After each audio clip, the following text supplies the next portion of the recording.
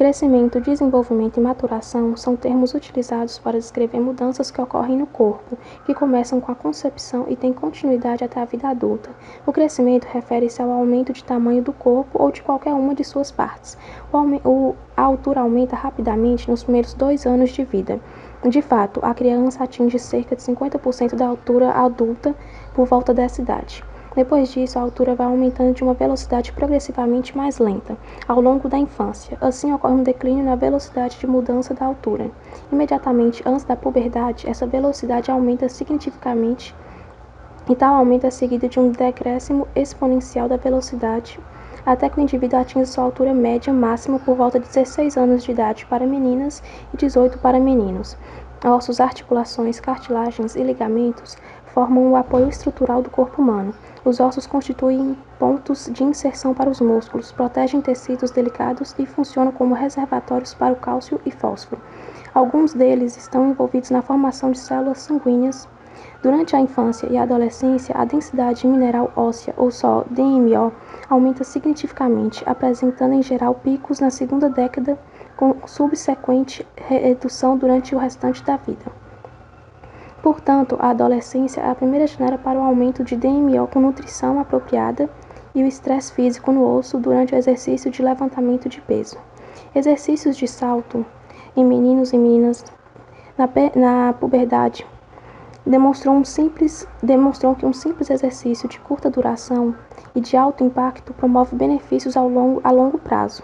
Os meninos e as meninas participaram dos exercícios de salto durante as aulas de educação física e tiveram um aumento em sua DMO após 7 meses, benefício este que foi mantido por 4 anos após a intervenção. O aumento foi maior do que normalmente observado com o crescimento e desenvolvimento. Além disso, se os benefícios desse tipo de exercício são sustentados até o platô da DMO na vida adulta, esse tipo de exercício pode ter efeitos substanciais na redução dos riscos de fraturas mais tarde na vida quando a DMO é reduzida. Os aumentos na massa muscular com o avanço da idade parecem decorrer principalmente da hipertrofia. Essa hipertrofia resulta de aumentos nos miofilamentos e nas miofibrilas. Os aumentos no comprimento dos músculos durante o processo de alongamento dos ossos são decorrentes de aumentos no número de sarcômeros, que são adicionados na junção entre o músculo e o tendão.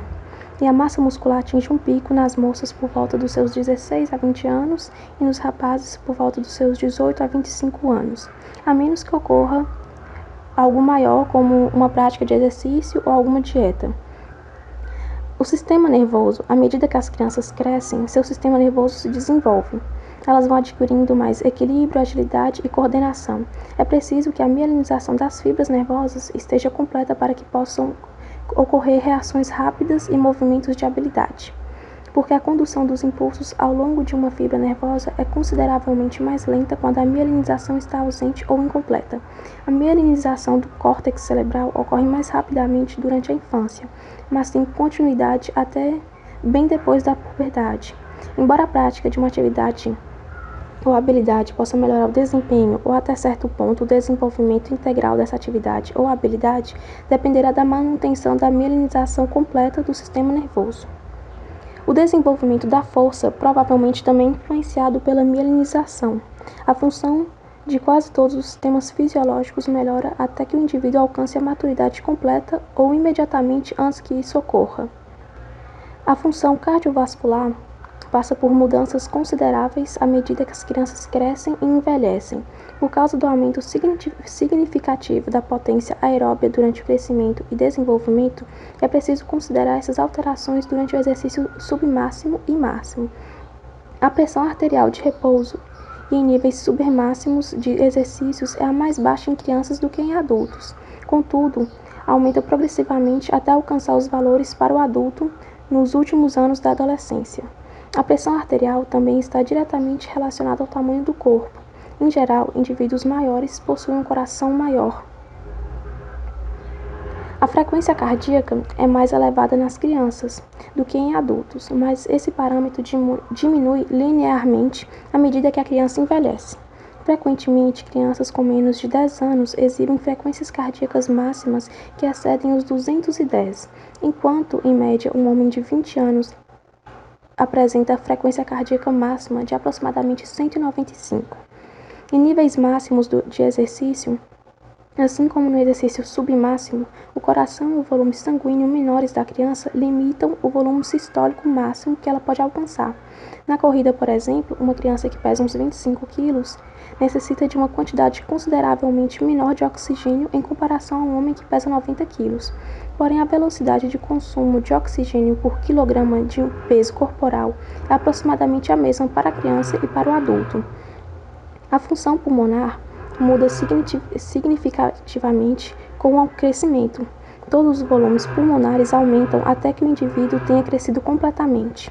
As mudanças nos volumes e nas velocidades de fluxo são compensadas pelas mudanças na maior ventilação que pode ser atingida durante a prática de um exercício máximo, o que é conhecido como ventilação máxima exploratória ou ventilação minuto.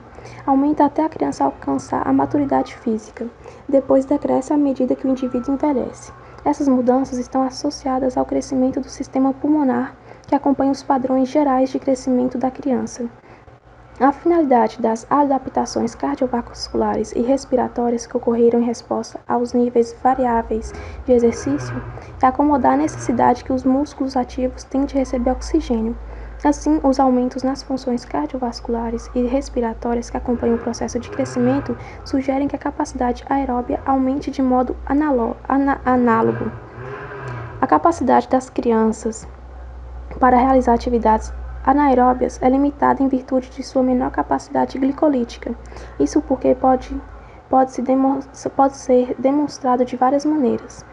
O conteúdo de glicogênio muscular em crianças é aproximadamente de 50 a 60% de um adulto. As crianças não são capazes de atingir as concentrações de lactato dos adolescentes ou dos adultos, nem nos músculos nem no sangue, para cargas máximas e supramáximas de exercício. A atividade física causa liberação de diversos hormônios importantes reguladores de metabolismo para mobilizar carboidratos e gorduras para serem usados como combustível. Muitos dos hormônios que regulam o metabolismo durante esse exercício podem influenciar também no crescimento e no desenvolvimento dessa criança. Adaptações metabólicas. A produção de energia anaeróbica é importante, pois muitas das atividades realizadas por crianças envolvem explosões de dispêndio de energia ou sprints, ao contrário de atividades de intensidade moderada por períodos mais prolongados. As necessidades energéticas da criança em exercício nem sempre podem ser atendidas pela predominância das propriedades oxidativas do tecido muscular em atividade. E é aí que os mecanismos de produção de energia anaeróbia devem entrar em cena para permitir a realização dessas tarefas. De fato, a população pediátrica apresenta uma menor capacidade anaeróbica em relação ao verificado em indivíduos adultos, não sendo possível identificar um fator morfológico, fisiológico ou bioquímico isolado que determine essa menor capacidade de desempenho sobre condições de anaerobiose. A área percentual das fibras musculares oxidativas, que são as fibras do tipo 1, é maior em crianças antes da puberdade, quando comparada à das fibras musculares glicolíticas do tipo 2.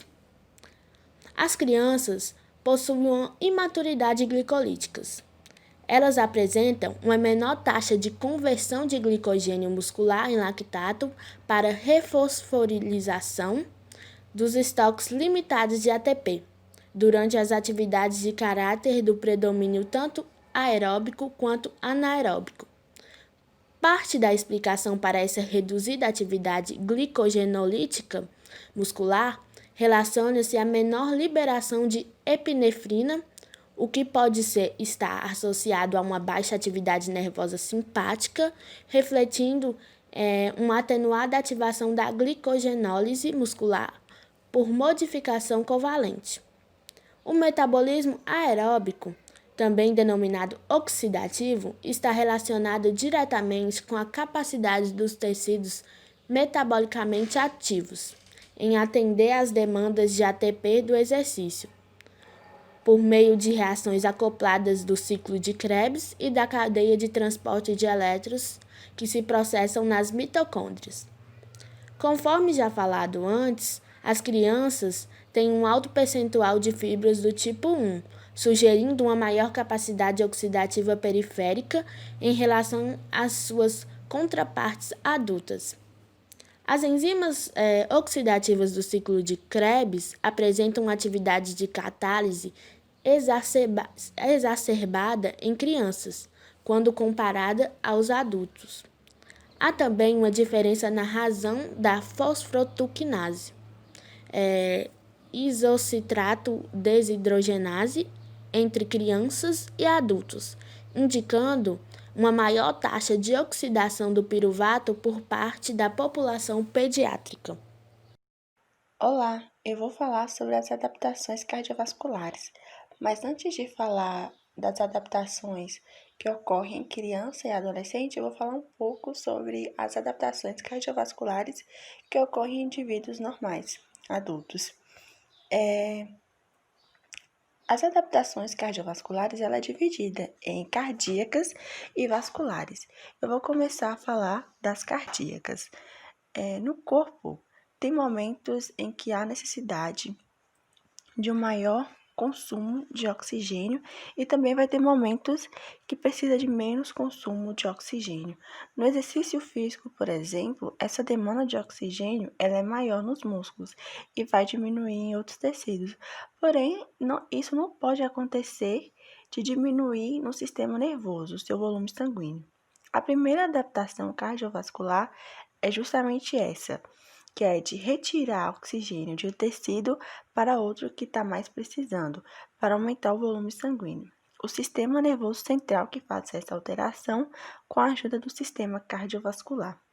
Outra adaptação cardiovascular é o aumento da contração do coração, que é o aumento da frequência cardíaca, ou seja, mais sangue vai estar bombeando e maior vai ser o volume final, que chamamos de débito cardíaco. Na literatura, a gente se calcula assim: débito cardíaco, que é o volume de sangue por minuto que o coração vai ejetar. Quanto maior for o gasto, maior vai ser o débito cardíaco, é igual à frequência cardíaca.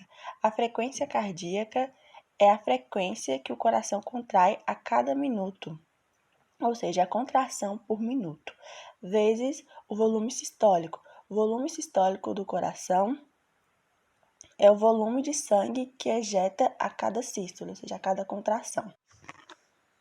Em relação ao débito cardíaco, ele precisa aumentar na atividade física para mandar mais nutrientes para os músculos, porque eles vão estar se exercitando. E se tiver em repouso, ele vai diminuir, porque o débito cardíaco ele precisa ficar estável. A forma mais fácil dele aumentar é pela frequência cardíaca, como por exemplo, subir na esteira de academia ou fazer uma corrida. E a frequência cardíaca ela vai aumentar de acordo com a intensidade de cada exercício. Com o aumento da frequência cardíaca, vai gerar uma sobrecarga ao coração, ou seja, os batimentos cardíacos precisam de vários sistemas elétricos no coração.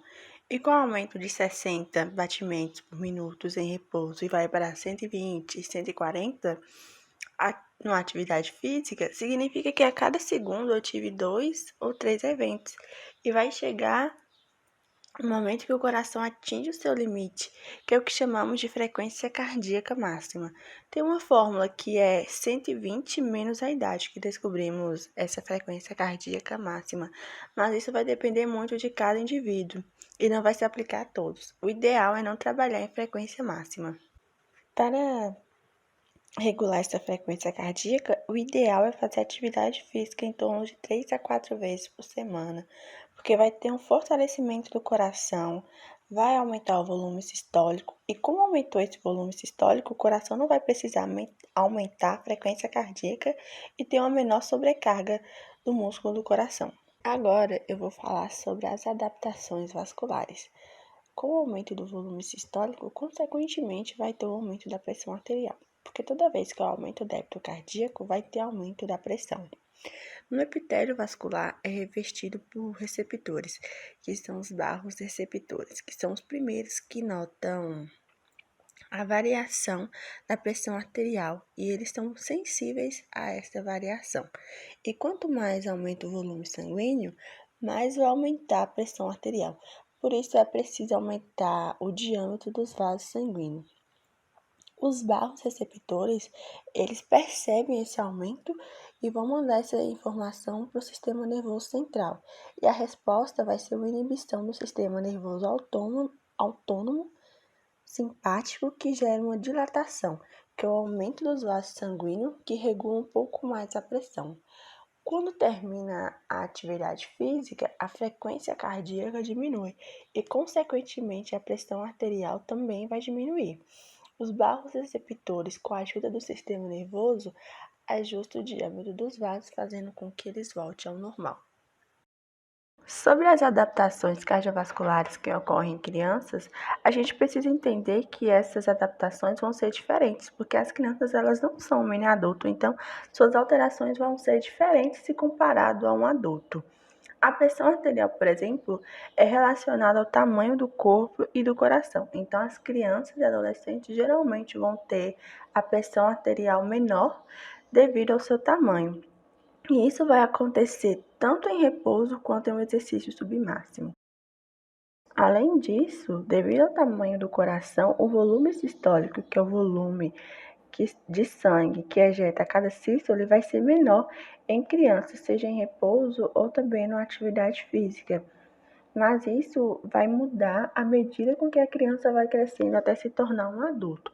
Outros possíveis mecanismos para menor atividade sistólica observada em crianças são menor volume cardíaco e sanguíneo, níveis mais baixos de catecolaminas circulantes, menor responsividade dos receptores beta-adrenérgicos, menor inotropismo das células miocárdicas.